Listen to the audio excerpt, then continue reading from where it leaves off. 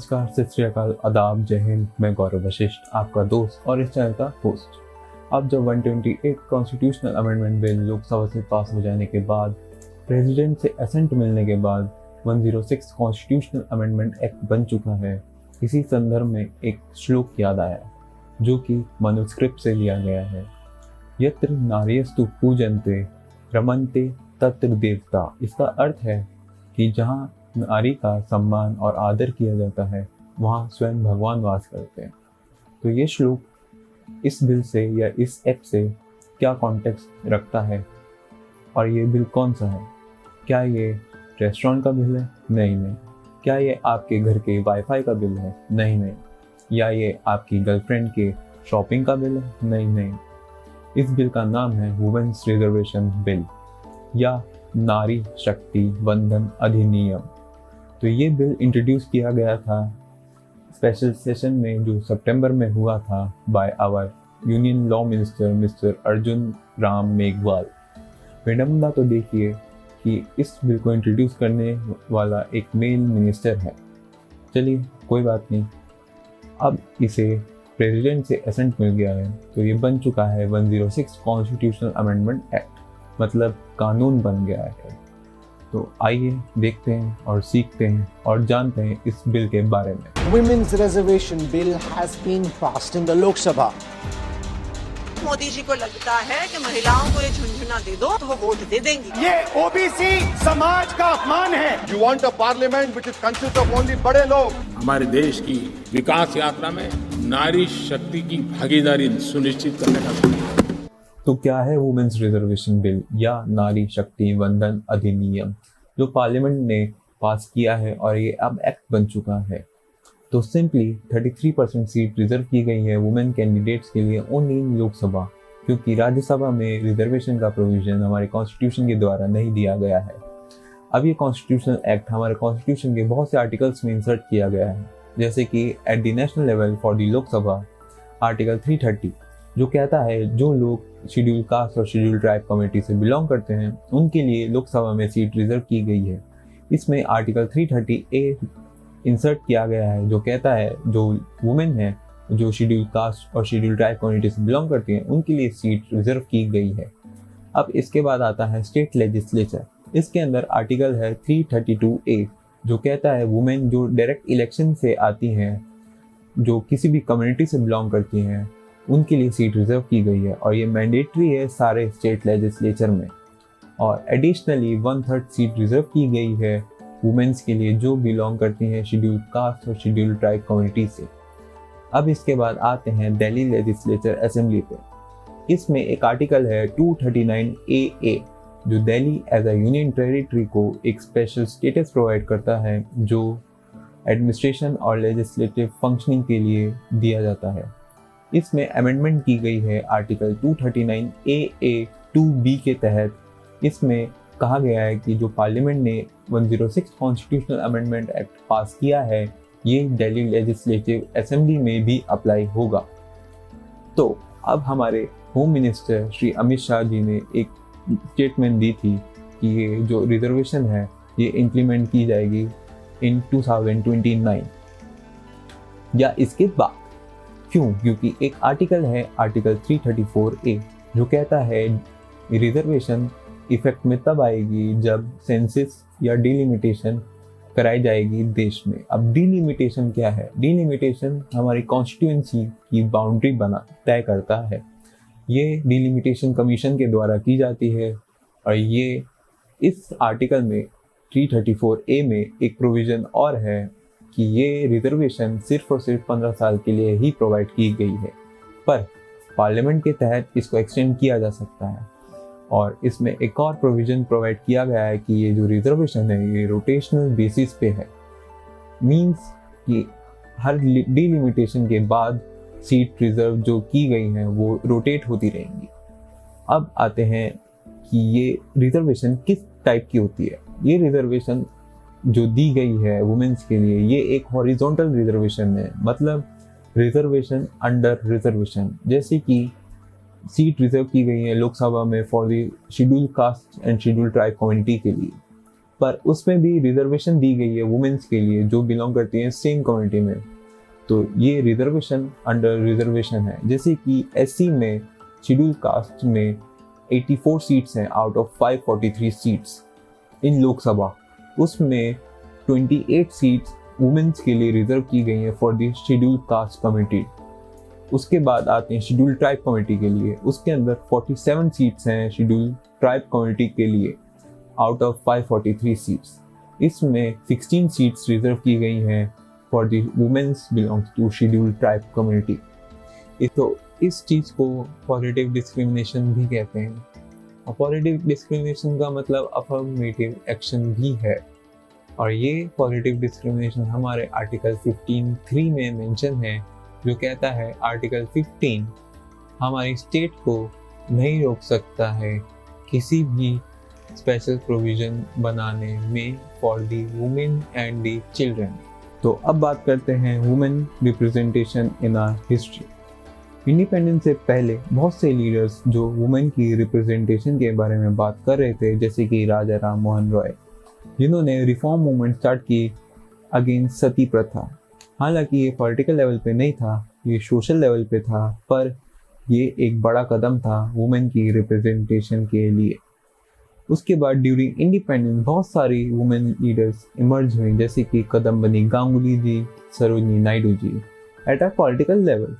उसके बाद जब इंडिया को इंडिपेंडेंस मिली, यूएन से एक रिक्वेस्ट आई कि इंडिया एक रिपोर्ट तैयार करे वुमेन की रिप्रेजेंटेशन स्टेटस के लिए।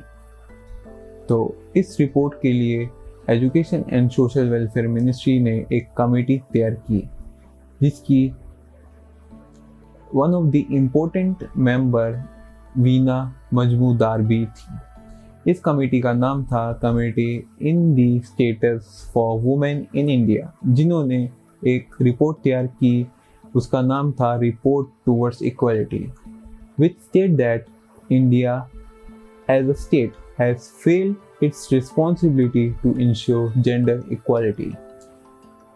इसके बाद एफर्ट स्टार्ट किए गए टू इंश्योर जेंडर इक्वालिटी, क्योंकि इंडिया ने तब रियलाइज किया जेंडर इक्वालिटी और वुमेन रिप्रेजेंटेशन की अहमियत। तो उसके बाद 1987 में जब राजीव गांधी पीएम थे, इनकी गवर्नमेंट में 14 मेंबर कमेटी तैयार की गई, जिसमें यूनियन मिनिस्टर मार्गरेट एल्वा ने एक national perspective plan for women from 1988 to 2000 दिया था। इसमें 353 रिकमेंडेशन दी गई थी, उसमें से एक रिकमेंडेशन रिजर्वेशन फॉर वुमेन भी थी, पर ये इम्प्लीमेंट नहीं किया गया क्योंकि राजीव गांधी की सरकार डिसॉल्व हो गई थी। तो अब आती है नरसिम्हा राव जी की गवर्नमेंट, जिसमें 73rd और 74th अमेंडमेंट बिल लाया गया, जिसमें मार्गरेट एल्वा जी की रिकमेंडेशन जो वुमेन रिजर्वेशन के लिए थी उसको इम्प्लीमेंट किया गया इन लोकल बॉडी गवर्नमेंट्स। तो उसके बाद जो पंचायती राज और अर्बन लोकल बॉडीज़ में ये रिजर्वेशन इम्प्लीमेंट की गई। उसके बाद आती है एच.डी. देवे गौड़ा जी की गवर्नमेंट इन 1996, जिसमें for the first time not only at the political level but at the parliamentary level women reservation bill लाया गया, जिसको सारे ऑपोजिशन एमपीज तक ने सपोर्ट किया, पर ओबीसी एमपी ने अपोज किया, क्योंकि हालांकि ओबीसी रिजर्वेशन एजुकेशन फील्ड और जॉब्स में ज़रूर थी, पर लोकसभा में ओबीसी रिजर्वेशन नहीं दी गई है। इस कारण ये बिल अपोज किया गया ओबीसी एमपी के द्वारा, इसी कारण से ये फेल हो गया। पर वो कहते हैं ना, something is better than nothing. इसमें एक सेलेक्ट कमेटी बनाई गई, जिसकी हेड थी कम्युनिस्ट पार्टी की लीडर गीता मुखर्जी। उसमें 21 मेंबर्स लोकसभा के थे और 10 मेंबर राज्यसभा के, जिसमें से बहुत से फेमस मेंबर थे, जैसे उमा भारती, लेट श्री सुषमा स्वराज जी। इस सेलेक्ट कमेटी ने बताया कि ये जो रिजर्वेशन बिल है, इसमें वुमेन्स की reservation for the schedule caste और शेड्यूल ट्राइब कम्युनिटी के लिए ही है, ओबीसी रिजर्वेशन नहीं दी गई है। तो इस वजह से ये बिल फेल हो गया था देवा गौड़ा जी की गवर्नमेंट में। इसके बाद आई के गुजराल जी की गवर्नमेंट।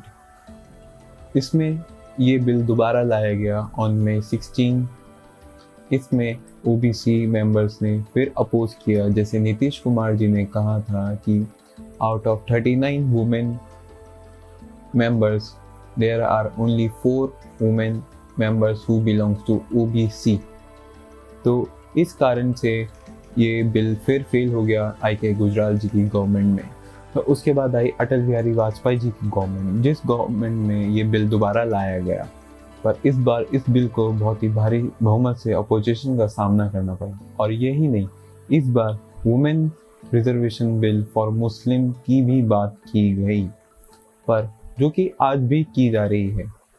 पर इस बार ये गवर्नमेंट के अंदर जो MPs थे उन्होंने भी अपोज किया। इस कारण से लोकसभा में अटल बिहारी वाजपेयी जी की गवर्नमेंट डिसॉल्व हो गई।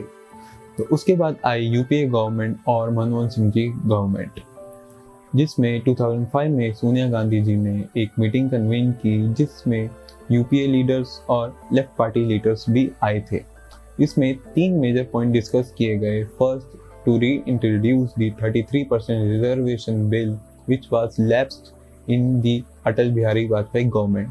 दूसरा पॉइंट ये था कि 1/3 सीट रिजर्व की जाएंगी वुमेन्स के लिए, पर ओवरऑल लेजिस्लेचर की जो स्ट्रेंथ है वो भी बढ़ाई जाएगी ताकि एक्चुअल स्ट्रेंथ कम ना हो लेजिस्लेचर की। थर्ड ये था कि MS गिल फॉर्मूला को इम्प्लीमेंट किया जाएगा। तो अब ये MS गिल फॉर्मूला क्या है? MS गिल फॉर्मूला ये है कि इलेक्शन कमीशन ने मैंडेटरी किया था कि रिकॉग्नाइज जो पॉलिटिकल पार्टीज हैं, जैसे नेशनल पार्टीज जो होती हैं, उनको कहा गया है कि जो मिनिमम एग्रीड परसेंटेज पे वुमेन की रिप्रेजेंटेशन इलेक्शन में होनी चाहिए।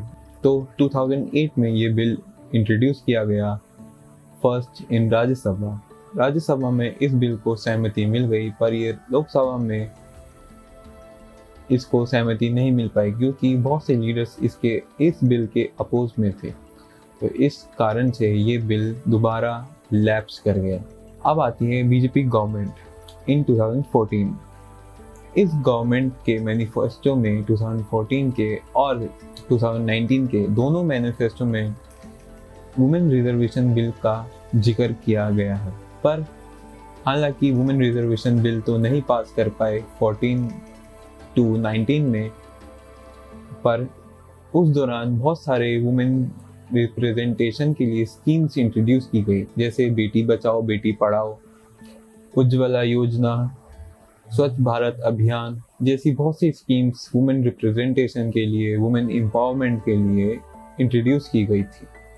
पर अब ये 2023 में ये बिल इंट्रोड्यूस दोबारा किया गया है और ये बिल अब 106 कॉन्स्टिट्यूशनल अमेंडमेंट एक्ट बन चुका है। तो क्यों ज़रूरत है वुमेन रिजर्वेशन की? क्योंकि अगर आज के टाइम में बात करें लोकसभा में वुमेन्स की स्ट्रेंथ की, तो वो अराउंड 82 है, जो 15.2% बनती है। और अगर राज्यसभा की बात करें तो वो अराउंड 31 मेंबर्स की है। और अगर इन टर्म्स ऑफ परसेंटेज देखा जाए तो वो 13% बनती है। अगर ऑल ओवर इंडिया बात करते हैं तो ये वुमेन रिजर्वेशन की जो स्ट्रेंथ है in terms of percentage less than 15 होती है, जो कि बहुत सारे देशों से बहुत कम है। जैसे कि रवांडा में 61% है और क्यूबा में 55% है, जो कि बहुत ज़्यादा है इन टर्म्स ऑफ इंडिया। तो ये डाटा UN वुमेन डाटा से लिया गया है और according to IPU international parliamentary union, India 141 rank करती है among the 185 countries in terms of women reservation। अब बात करते हैं कुछ पॉजिटिव पॉइंट्स की, जैसे कि जेंडर इक्वालिटी। ये रिजर्वेशन जेंडर इक्वालिटी को इंश्योर करेगा, क्योंकि जो रिजर्वेशन दी गई है वुमेन्स को, ये एज अ कंपनसेशन दी गई है, क्योंकि जो हिस्टोरिकल रॉन्ग्स जो फेस किए गए थे वुमेन्स के द्वारा, उसके लिए, जैसे कि सती प्रथा। उसके बाद नेक्स्ट पॉइंट आता है जेंडर कोटा। जेंडर कोटा को ये रिजर्वेशन इंक्रीज करेगा, क्योंकि आज की डेट में 19 स्टेट लेजिस्लेचर ऐसी हैं जिसमें लेस देन 10% वुमेन रिप्रेजेंटेशन है और ये इस स्ट्रेंथ को इंक्रीज करेगा। उसके बाद आते हैं पंचायत में जब ये रिजर्वेशन इम्प्लीमेंट की गई थी उससे वुमेन एम्पावरमेंट और जेंडर इक्वालिटी भी इंश्योर की गई थी। उसके बाद जब ये नेशनल लेवल और पार्लियामेंट्री लेवल पे इम्प्लीमेंट की गई है, इससे भी उम्मीद है कि जेंडर इक्वालिटी इंश्योर हो और वुमेन एम्पावरमेंट हो। नेक्स्ट पॉइंट आता है वोट शेयर। अब वोट शेयर, अब वुमेन भी सिटीजन है इस कंट्री की जो वोट देती हैं, पर वोट शेयर तो इंक्रीज हो रहा है, पर रिप्रेजेंटेशन की जो स्ट्रेंथ है वो इंक्रीज नहीं हो रही थी। तो उस कारण से ये वोट शेयर भी इंक्रीज होगा ये रिजर्वेशन के द्वारा। तो अब बात करते हैं कुछ नेगेटिव पॉइंट्स की, जैसे कि पैट्रियार्की माइंडसेट। बहुत से लीडर्स वुमेन को एज अ लीडर नहीं एक्सेप्ट कर सकते। जैसे कि बहुत बड़े लीडर ने कहा है जो वुमेन है वो हाउसवाइफ ही रहनी चाहिए और जो मैन है उसको ब्रेड विनर का काम करना चाहिए, दोनों को आपस में काम बदलने नहीं चाहिए। तो नेक्स्ट पॉइंट आता है पंचायत। पंचायत में कॉन्सेप्ट है सरपंच पति का। सरपंच पति वो होता है जिसकी वाइफ कैंडिडेट होती है सरपंच की, और जो सरपंच पति होता है वो पावर में आना चाहता है, पर due to reservation of the seat for a women वो पावर में नहीं आ सकता, तो इनडायरेक्टली वो पावर में आता है और सारे डिसीजन एज अ सरपंच वो लेता है।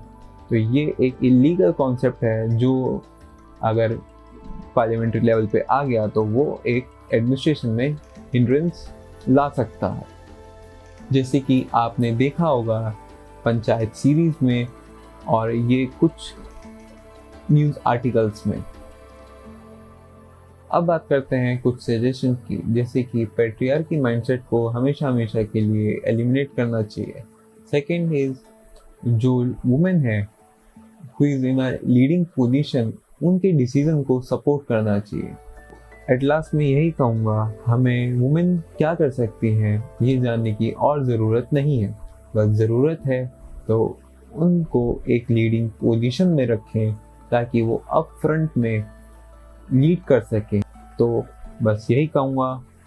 जय हिंद, जय भारत। तेरी शक्ति देना मुझे दाता तू, नेक रहे इरादा इससे मांगू ज्यादा क्यों। रोज मैं सोचूं ऐसा कर पाता यूं कि लोगों के रख गम खुद खुश गा सकूं।